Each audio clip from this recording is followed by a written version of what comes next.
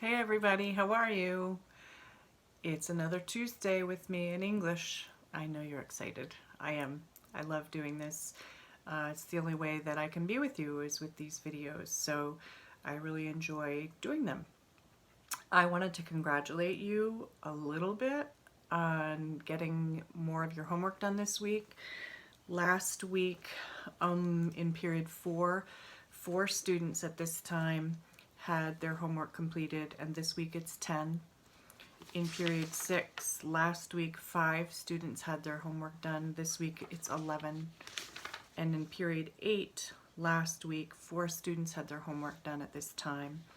And this week it's 9. So we've doubled or more our numbers, which is great. And I'm hoping that for the last full week of school you will get everything in before this day. That would be awesome. Thank you so much. So let's get started. This is week 11, I think. I'm not sure, I lose track. But let me tell you a little bit about what we're doing today. You're going to be watching my video lecture, which you're doing now. And in this video lecture, I'm going to discuss this week's illusion, which is called the Little Rock 9. Excuse me, I have a bug bite, itching. I'm going to explain what lyric poetry is and read a bunch of examples from lyric poetry. I'm going to explain both choice exploration assignments and explain your independent practice. So our illusion this week was really chosen with purpose, and you'll see why. And I want to remind you of what an illusion is. An illusion is a brief and indirect reference to a person, place, thing, or idea of historical, cultural, literary, or political significance. It does not describe in detail the person or thing to which it refers. It's just a passing comment, and the writer expects the reader to possess enough knowledge to spot the illusion and to grasp its importance in a text. We use illusions in writing to make the writing more interesting and vibrant. We also use them in everyday conversation. So today's illusion is to the Little Rock 9, which is something that happened in 1957. And with the Black Lives Matter movement and the protests here in Plattsburgh, Miss Boutan and I thought it quite relevant that you learn or relearn about this illusion. So if you ever hear it being used on the news or in reference to the Black Lives Matter movement, you'll know exactly what is being referred to. So in 1957, there were 9 black teenagers who were enrolled at Little Rock Central High School. And it was a school that had been previously all white before they came. The Board of Education told the students not to come on the first day. When they attempted to attend school on the second day, they were surrounded by a mob of students that shouted, threw stones, and threatened their lives. The governor of Arkansas sent the National Guard to the high school to block the black students from entering. So he wasn't very supportive. So this is when things had been separated. We talked about Jim Crow laws when we read A Raisin in the Sun. And remember, separate restaurants, separate entrances, separate water fountains, separate schools, separate books. And these brave 9 students were chosen to integrate into an all-white high school. And the governor didn't want them there. So on that day, he allowed only the white students to enter the building. And then over the course of September, the 9 were harassed and attacked repeatedly, leading them to miss 18 days of school. On September 25th, President Eisenhower intervened. So the President of the United States intervened in 1957, and he sent American troops to Little Rock, Arkansas, to escort the 9 African American students into their high school, their new high school. So can you imagine that kind of hatred?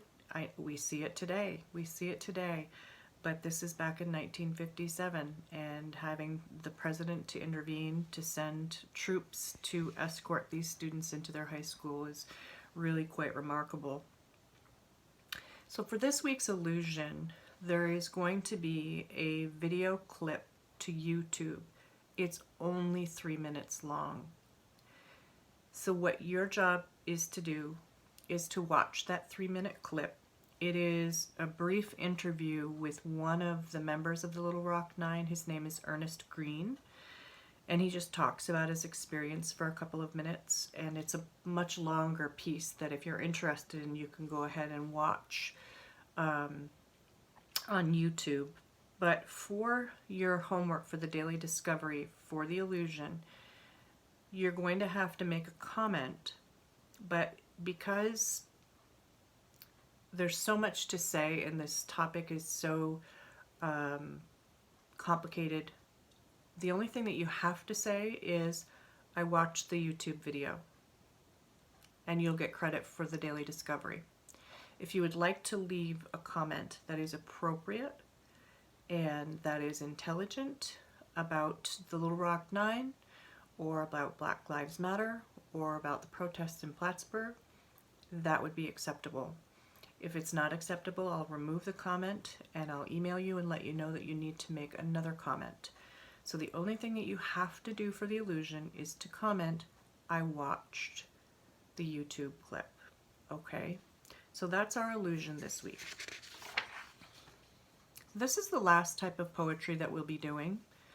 I hear a roar in the crowd. Yay! Anyway, it's called lyric poetry. And you already did a type of lyric poetry called the ode, which you did last week. Some of you. So I have a bunch of examples that I want to read about what lyric poetry is, and both the choice exploration and the independent practice that were designed I really, really like, and I think that you'll enjoy. So let me tell you what lyric poetry is. Do you remember when we first started this unit, we started with narrative poetry and Annabel Lee by Edgar Allan Poe, and it told a really sad story about a love affair and her death. Lyric poetry doesn't tell any story. Okay, so it's not about storytelling. It's really about personal experience, and it's about emotion.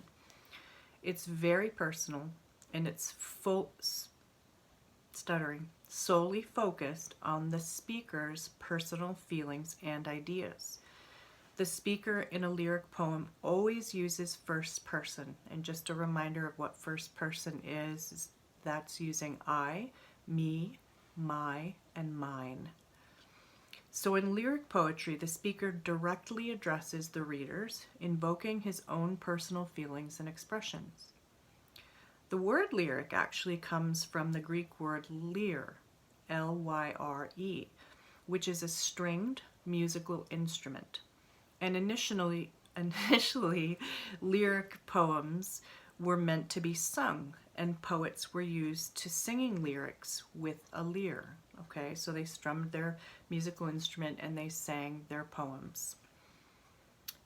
Among the different kind of lyric poetry is the 14-line sonnet, which we haven't played with because it's a really complex form of poetry that I would really like to do in person with you. It's hard to do via video.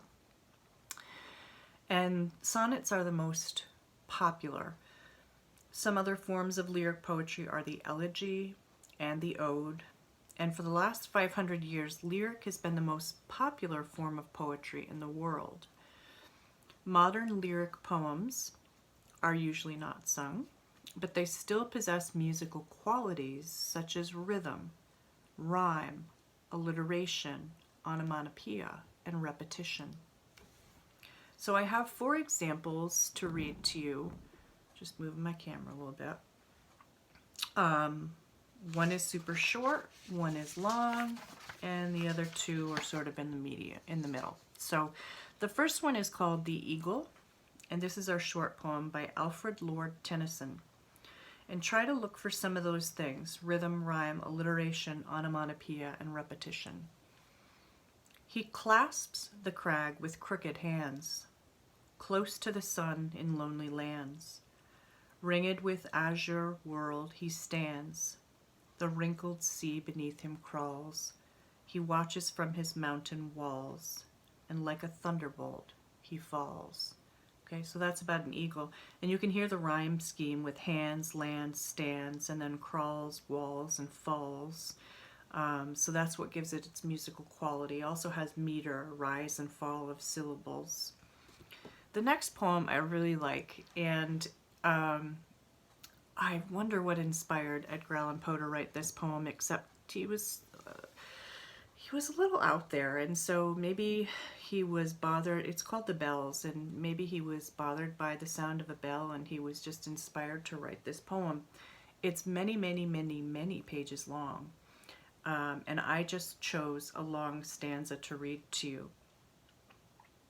Listen to the musical quality in this poem. So The Bells, this is just a bit of it. Hear the sledges with the bells, silver bells.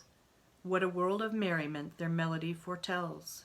How they tinkle, tinkle, tinkle in the icy air of night, while the stars that oversprinkle all the heavens seem to twinkle with a crystalline delight, keeping time, time, time in a sort of runic rhyme to the tintinnabulation that so musically wells from the bells, bells, bells, bells. From the jingling and the tinkling of the bells, hear the mellow wedding bells, golden bells. What a world of happiness their harmony foretells. Through the balmy air of night, how they ring out their delight. From the molten golden notes, and all in tune, what a liquid ditty floats to a turtle dove that listen while she gloats on the moon. Oh, from out the sounding cells, what a gush of euphony voluminously wells, how it swells, how it dwells, on the future how it tells, of the rapture that impels, to the swinging and the ringing of the bells, bells, bells, of the bells, bells, bells, bells, bells, bells, bells, to the rhyming and the chiming of the bells. Hear the loud alarum bells, brazen bells. What a tale of terror now their turbulency tells. In the startled ear of night, how they scream out their affright. Too much horrified to speak, they can only shriek, shriek out of tune, in a clamorously appealing to the mercy of the fire, in a mad expostulation with the deaf and frantic fire, leaping higher, higher, higher with a desperate desire. Okay, that's got a great sound, and it goes on and on. Check it out if you enjoy Edgar Allan Poe, or if you enjoyed the sound of that poem. The next lyric example that I'm reading is by William Wordsworth, and it's called I Wandered Lonely as a Cloud. I wandered lonely as a cloud that floats on high over vales and hills, when all at once I saw a crowd, a host of golden daffodils, beside the lake, beneath the trees, fluttering and dancing in the breeze, continuous as the stars that shine and twinkle on the Milky Way. They stretched in never-ending line along the margin of a bay. 10,000 saw I at a glance, toss their heads in sprightly dance. The waves beside them danced, but they outdid the sparkling waves in glee. A poet could not be gay in such a jocund company. I gazed and gazed, but little thought what wealth the show to me had brought. For oft, when on my couch I lie, in vacant or in pensive mood, they flash upon that inward eye, which is the bliss of solitude. And then my heart with pleasure fills, and dances with the daffodils. Daffodils are those beautiful first spring yellow flowers that have like a trumpet in the middle, and then their petals go outward from there. And so he's talking about seeing this remarkable field of daffodils swaying in the breeze, and how it's such a beautiful memory. He comes back to it often. And this last one is a little different. If you're familiar at all with Emily Dickinson, she was an American female poet that suffered from anxiety and agoraphobia, which is a fear of open spaces, which typically keeps people in their home. And she lived most of her life in her bedroom, but she was a brilliant and prolific writer. And this poem, this lyric poem, is called I Felt a Funeral in My Brain by Emily Dickinson. I felt a funeral in my brain, and mourners to and fro kept treading, till it seemed that sense was breaking through. And when they all were seated, a service like a drum kept beating, till I thought my mind was going numb. And then I heard them lift a box and creak across my soul with those same boots of lead again. Then space began to toll, as all the heavens were a bell, and being but an ear, and I, and silence, some strange race wrecked solitary here. And then a plank in reason broke, and I dropped down, and hit a world at every plunge, and finished knowing then. Interesting. I wonder what's going on in her head. I don't know if she just has a headache or she's feeling down. So that's what lyric poetry is, okay? Personal, musical, first-person point of view. So your choice exploration this week, you have 2 of them. And I have chosen very famous song lyrics that started out as poems for you to analyze. And you can go ahead and listen to these songs afterward, but I suggest reading first, because if you just go to listen to the song will be stuck in your head, and it's hard to analyze when the song is stuck in your head. I know that from experience. So the first one is called I Am a Rock, and it was written by Paul Simon and sung by Simon and Garfunkel from the 60s, late 60s, early 70s. I'm not sure the exact year. But your job is to read the poem I Am a Rock and then answer the 5 comprehension questions that are attached, similar to what you did with Pablo's shoes last week. Okay, that's one choice. Your second choice is a little bit more artistic, and I've been getting some really good products from both of the choice explorations. For this one, I chose Imagine by John Lennon, because when I was doing this lesson, there were a lot of Black Lives Matter conversations that were being had in Plattsburgh, and it really inspired me to look back on this song from 1971, which is one of my favorite songs. John Lennon, if you don't know, was one of the members of the Beatles. And so I have the lyrics attached to the choice exploration, and so you need to read the lyrics, and then you have some choices. You need to find a way to illustrate the ideas represented in the poem. And John Lennon asks us to imagine basically a world of peace. And so your choices are to draw a symbol of peace. You can draw the peace symbol. You can draw a hand making a peace sign. But I want these to be good drawings. I don't want them to be scribbled illustrations on a piece of crumpled paper that looked like an 8-year-old did it, okay? If you choose this one, do it well. You can create a collage of the Black Lives Matter movement. This may be done electronically using images from the media. You may draw an imagined scene of a perfect world, any perfect world that you can envision. It doesn't have to be one that's shown in this poem.